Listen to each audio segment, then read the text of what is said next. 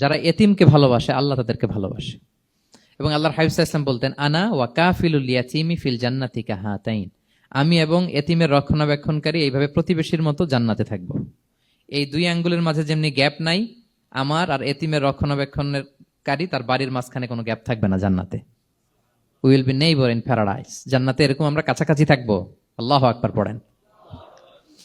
তাহলে এতিমের রক্ষণাবেক্ষণকারীকে আল্লাহ তাআলা ভালোবাসেন। যারা এতিমকে পছন্দ করে না, এতিমকে তাড়িয়ে দেয়, তাদেরকে আল্লাহ পছন্দ করেন। আল্লাহ তাআলা বলেন, আরাআইতাল্লাযী ইউকাযযিবু বিদ্দীন ফাযালিকাল্লাযী ইয়াদুউল ইয়াতীম। যারা আখিরাতকে অবিশ্বাস করে তারাই এতিমকে ঘাড় ধাক্কা দিয়ে তাড়িয়ে দেয়।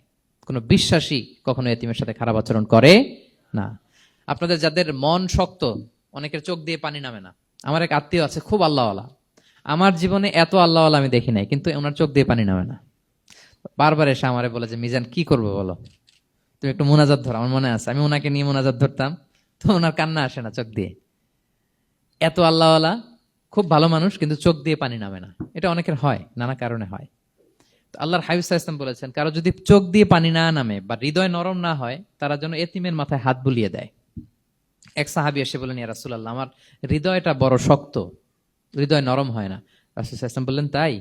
আতুহিব্বু আন ইয়ালিনা কলবুক, তুমি কি চাও তোমার হৃদয় নরম হোক, ওয়া তুদরাকা হাজাতুক, এবং তোমার আশা পূরণ হোক?